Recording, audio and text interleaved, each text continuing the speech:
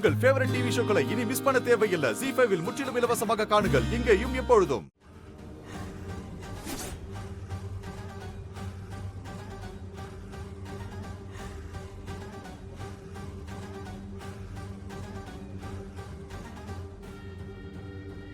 என்ன விஷயமா என்ன பார்க்க வந்திருக்க? நான் சின்ன வயசுல இருந்தே என் க்ளோஸ் ஃப்ரெண்ட் எழில லவ் பண்ணேன்.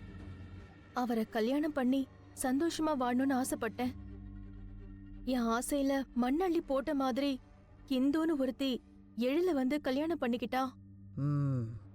என்னால அதை தாங்கிக்கவே முடியல. என்ன இருந்தாலும் சின்ன வயசுல இருந்து லவ் பண்ண ஒருத்தரை பாதியில வந்தவளுக்கு எப்படி விட்டு கொடுக்க முடியும்? அதான் நான் அந்த இந்துவை கொன்னுட்டேன்.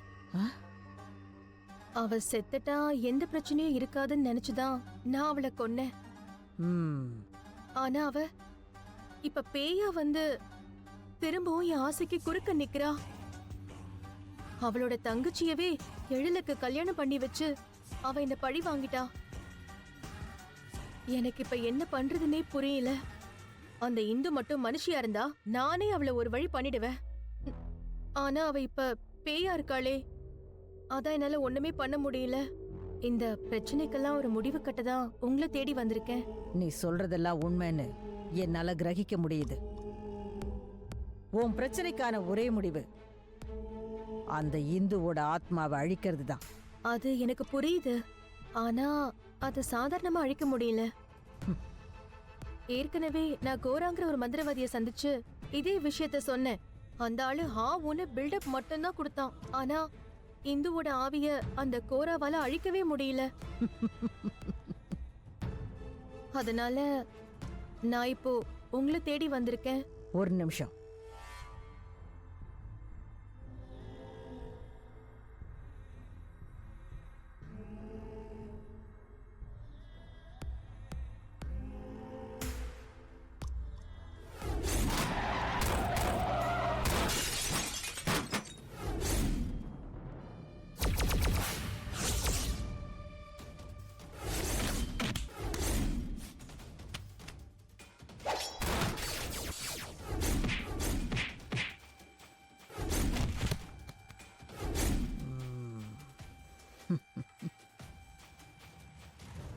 நீ சொல்ற இந்துவோட ஆத்மா தீர்க்க சுமங்கலி யோகம் கொண்ட ஆத்மா.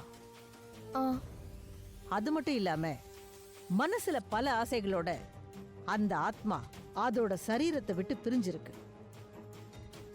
அந்த ஆத்மா எப்போதும் அதீத சக்தியோட தான் இருக்கும். அதை அடக்கி வைக்க சகல மந்திரமும் மாந்திரிகமும் தெரிஞ்ச என்ன மாதிரி மந்திரக்காரியால தான் அது முடியும். அதனாலதான் உங்களை தேடி இங்க வந்திருக்கேன். எனக்கு எழில் வேணும். அதுக்காக நான் என்ன வேணாலும் பண்ண தயாரா இருக்கேன். நீங்க இந்துவோட ஆவியை மட்டும் அழிச்சிடுங்க, அது போதும். சரி, நான் அந்த ஆவியை அழிக்கணும்னா அதுக்கு சில வழிமுறைகள் இருக்கு. எனக்கு அந்த ஆவியோட ரத்த சம்பந்தப்பட்ட உறவு முறை யாராவது ஒருத்தர் வேணும். அவங்கள பணையமா வச்சுதான் அந்த ஆவியை என் கட்டுக்குள்ள கொண்டு வரணும். அப்பதான் என்னால அதை அழிக்க முடியும். அப்படி யாராவது அங்க இருக்காங்களா? ரத்த சம்பந்தமான உறவுனா இந்துவோட குழந்தைங்க இருக்காங்க. அது போதுமே. மொத்தம் எத்தனை குழந்தைங்க? 4 பேரு. 3 பெண் குழந்தை, ஒரு ஆண் குழந்தை. இதுல ரொம்ப பயந்த சுபாவம் உடையவங்க யாரு? இருக்கா. அவளோட போட்டோவை காட்டுறேன் இருங்க.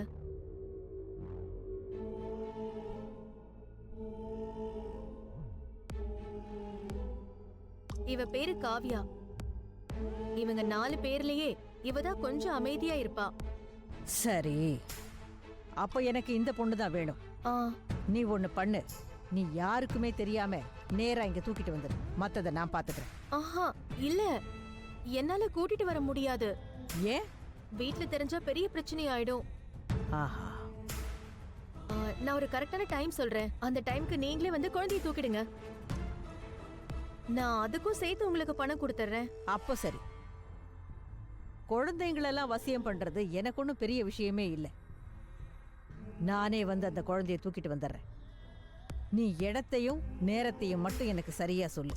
சரி, நான் நேரம் பார்த்து உங்களுக்கு ஃபோன் பண்றேன். கிளம்பு.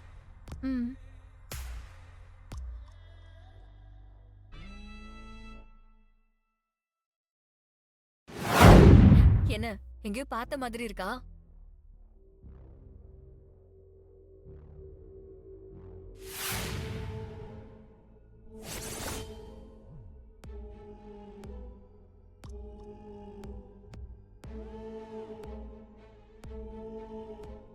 சுடர், என்ன விளையாடிக்கிட்டு இருக்கியா?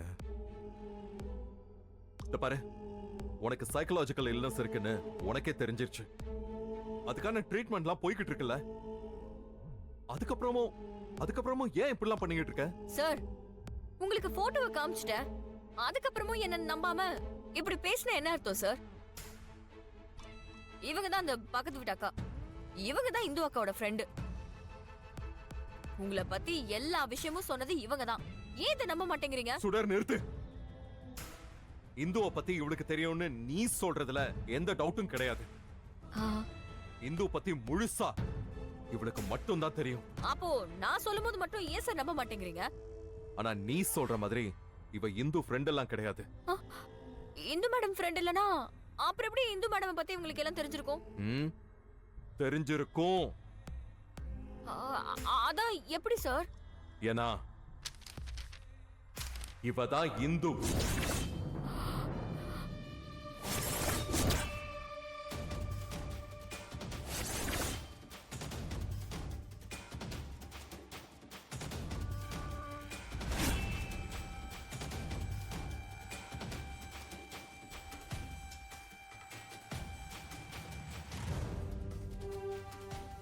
இவளுக்கு இவளை பத்தி தெரியாதா?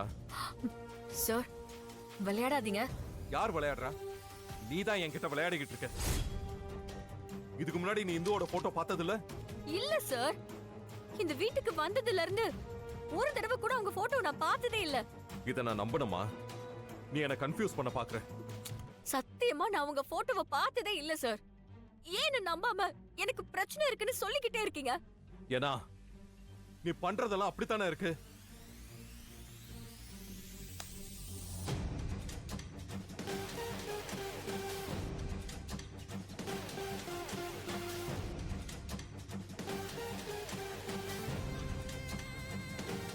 வா, பாரு பாரு.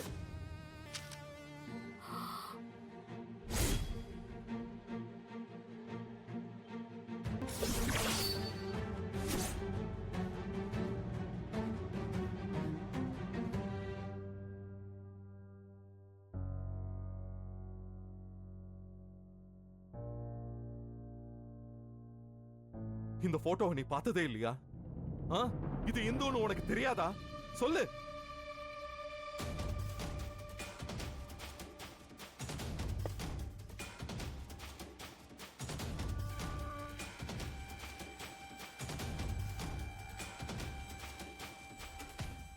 ZEE5 ஆப்பை டவுன்லோட் செய்து அனைத்து எபிசோடுகளையும் இலவசமாக பாருங்க.